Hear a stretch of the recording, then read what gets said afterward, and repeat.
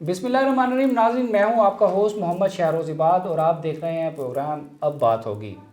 इस प्रोग्राम में हम मुख्तलिफ़ सियासतदानों से जो है वो मुख्तलिफ़ इशूज़ पर बात करते हैं। नाज़रीन, आज मेरे साथ जो शख्सियत मौजूद है मैं उनका तारफ़ करवा दूँ। जनाब राना ज़हर महमूद साहब इस वक्त मेरे साथ तशरीफ़ फरमा हैं, जो शहर में लॉर्ड मेयर के उम्मीदवार हैं। मैंने इनको गुज़श्ता कई सालों से मेहनत करते हुए देखा है। डोर टू डोर जाकर ये अपनी कंपेन कर रहे हैं मेयर के हवाले से, और यकीनन अब बल्दियाती इलेक्शन जो बहुत ज़्यादा करीब हैं, तो अब यकीनन इनको जो है वो इस बारे में हम बेस्ट विशेस भी करेंगे कि ये जो है वो बल्दियाती इंतखाबात में मेयर के उम्मीदवार जो हैं कामयाब होकर शहर के लिए अहम जो है वो किरदार अदा कर सकें। सर अस्सलाम वालेकुम जी। वाह। सबसे पहले आप न्यू पाकिस्तान टीवी तशरीफ़ लाए, हम आपका शुक्रिया अदा करते हैं। बल्दियाती इलेक्शन अब बहुत ज़्यादा करीब हैं, तो क्या समझते हैं इस वक्त आपकी तैयारी कहाँ तक पहुँच गई है और क़यादत के साथ क्या मामलात इस वक्त चल रहे हैं? देखिए जी, जहाँ तक क़यादत के साथ मामलात का तल्लुक़ है तो हमने तो सिर्फ मेहनत करनी है, फ़ैसला उन्होंने करना है। और वो वैसे भी आपको पता है वेल इन्फॉर्म्ड लोग हैं, तो ये नहीं हो सकता कि विनिंग कैंडिडेट कोई और हो और खुदा न खासा टिकट किसी और को मिल जाए। दूसरा, आपको पता है कि मैं 3 साल से तकरीबन कैंपेन में हूँ और फैसलाबाद का कोई कोना, कोई गली, कोई मोहल्ला, कोई मार्केट ऐसी नहीं है जहाँ मैंने विज़िट ना किया हो, जहाँ मैंने रैलीज़ ना निकाली हो, जहाँ मैंने जलसे ना किए हों।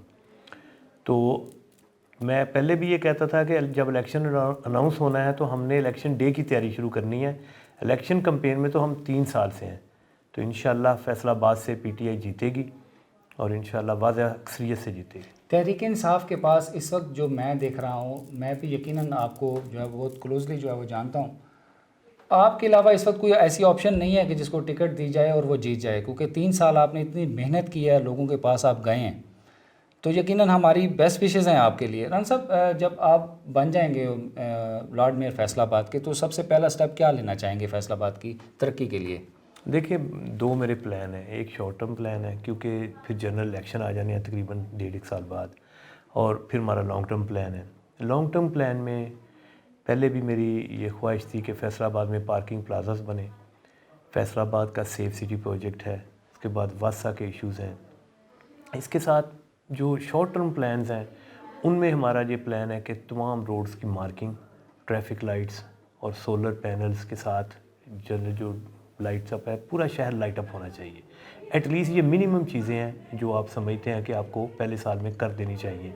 तो इंशाअल्लाह ताला बड़े प्लान्स हैं, तो कभी डिटेल में आपसे अगर बैठेंगे तो इंशाअल्लाह ताला फैसलाबाद को चेंज करेंगे और वाज़े इंशाअल्लाह पहले साल में वाज़े तब्दीली होगी। खान साहब अभी रिसेंटली फैसलाबाद तशरीफ़ लाए, सेहत कार्ड का इफ्ताह किया। यकीनन ये इस हुकूमत का ये एक टर्निंग पॉइंट है जो सेहत कार्ड आप गरीबों को दे रहे हैं, इस पे आप क्या कहते हैं? देखिए, हर चीज़ जो है वो फिनांस से चलती है। जब हमने इक़्तिदार संभाला, खान साहब जब प्राइम मिनिस्टर बने, तो आप समझ लें कि ख़जाना भी खाली था, कर्ज़ों की किस्तें भी देनी थी, फिर हमें IMF भी जाना पड़ा। अब हम थोड़ा सा स्टेबल हुए हैं। थोड़ा सा स्टेबल होने के बाद अब आपको पता है, अब ये यूक्रेन की जंग के ख़तरे की वजह से पेट्रोल कहाँ चला गया, पहले कोरोना की वजह से हमारी हुकूमत तो फायर फाइटिंग ही करती रही है 3.5 साल में। तो अब थोड़ा सा हमें सांस आना शुरू हुआ है, तो हमने जितने पैसे निकल सकते थे वो निकाल के अवाम की फलाह के लिए लगाए हैं। अब देखिए ये कैसा इनकलाबी प्रोजेक्ट है कि अब ना इसमें कोई सड़क बननी है कि ठेकेदार पैसे खाएगा, ना इसमें ओवरसीयर पैसे खाएगा, ना इसमें कोई और MNA MP पैसे खाएगा। इसी तरह दूसरी साइड पे आ जाए, ना ऑरेंज ट्रेन बनेगी कि उसमें से किक्स बैक्स होंगे, ना मेट्रो ट्रेन बनेगी इसमें से किक्स बैक होंगे। जितने पैसे हैं वो सब के सब गरीबों की सेहत के लिए रख दिए हैं कि जिसको भी कोई ज़रूरत पड़ेगी वो अपने पैसे इस्तेमाल करेगा। अब मेरे ख़्याल में इससे अच्छा प्रोजेक्ट पाकिस्तान की हिस्ट्री में कभी नहीं आया, और इंशाअल्लाह ताला जब 1-2 साल में लोग इससे मुस्तफ़ीद हो जाएंगे, फिर लोगों को समझ आना शुरू होगी। अब भी आना शुरू हो गई है। जिस बंदे को आप जाते हैं, अब मैं तो एक दफ़ा इसको इस तरह फील कर रहा था कि उन्होंने तो अस्पताल ही गरीबों के नाम कर दिए कि आप जाते हैं तो आप अपना कार्ड, ID कार्ड देते हैं, लाइक विजिटिंग कार्ड, और आपका बिल ख़त्म है।